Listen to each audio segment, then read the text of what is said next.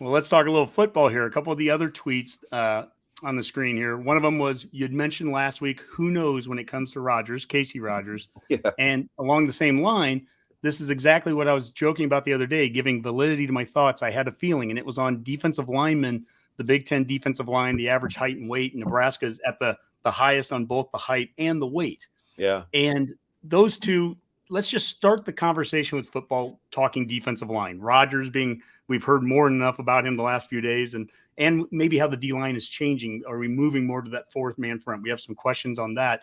Let's start with the D line. Where do you see it right now? And where do you see it kind of going? I guess how do you see it changing moving into next season? Yeah, they've got some so they got a couple of options, right? You guys, if you've ever listened to me, I'm kind of a half glass half full kind of guy. So I'm into solutions, and I think they've got a couple. If they don't get the numbers that they want in terms of depth, they're portaling right now. They're waiting on Mathis and that whole production, and they've got a couple of other guys that they're looking at. If they don't get the body types they want from a depth standpoint, they can always go back to maybe playing an odd front, right? Get in some more 3-man as opposed to playing some 4-front.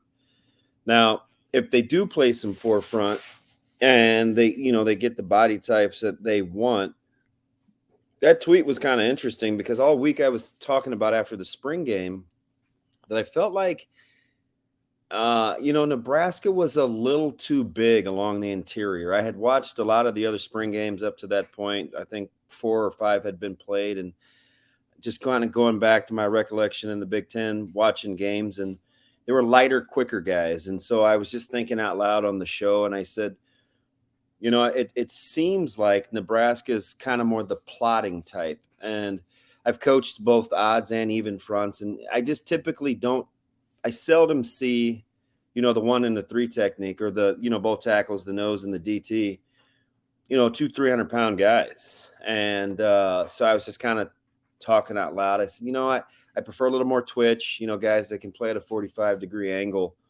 And lo and behold, guys had data.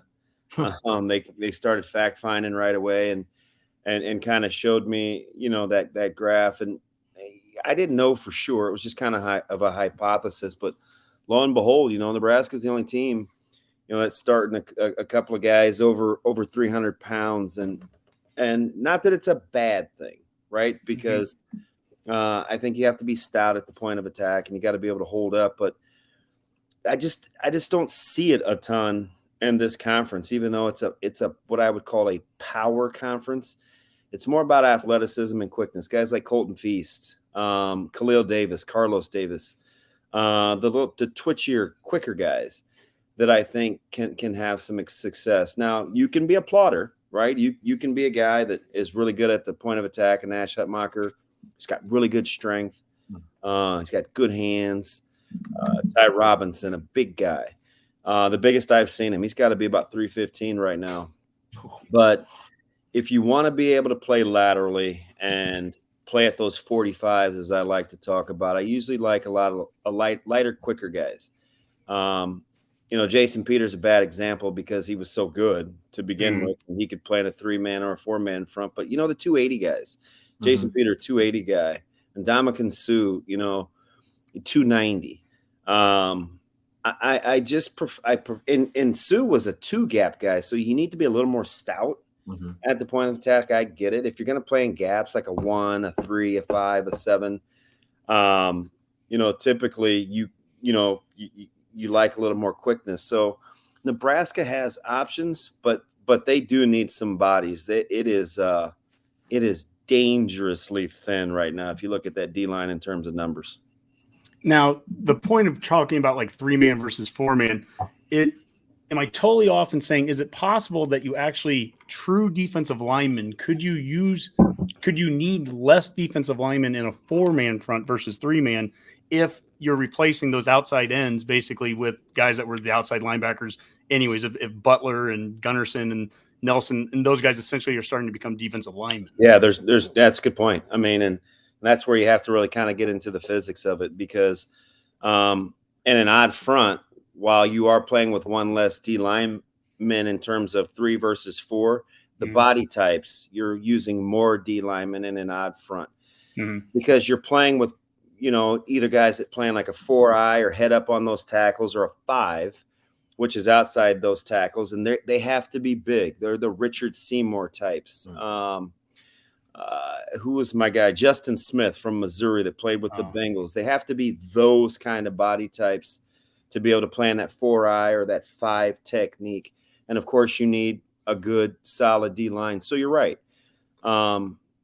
You need 2 traditional linemen and an even front. You need closer to 3 and an odd front. And typically in an odd front, your outsides, those are still bigger bodies, right? They're the Garrett Nelson types, the Caleb Tanners more than probably a Jamari Butler. But the downside to that is those guys have to be really good at the point of attack and be able to play at the line of scrimmage. So there's pros and cons to both, right? The even front allows you to be a little bit more stout at the point of attack. The odd front allows you for more versatility, but you have to have more specific body types. So there's kind of some give and take there in terms of what you're after. Do you think some of the lack of the body types is because some of the recruiting was pretty intentional on those big guys that we did get, but some of this attrition that's happened too, is that kind of adding to the lack of diversity and size on that line? Yeah. Or is that something maybe the coaches initially wanted to go with and now are kind of realizing, we need to be more adaptable? Yeah, they're kind of in the middle. We saw this happen, in the middle of Bo's tenure when he went from Carl to Kaczynski, and he got away from kind of those squatty bodies to those long angular types, to the 2 gap, to wanting to gap guys out. And you had 2011, I think, and 2012.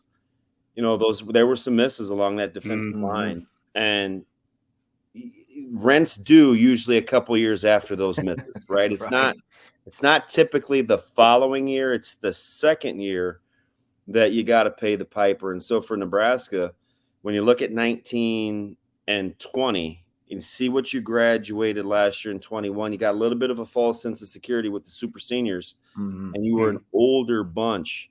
You got young in a hurry.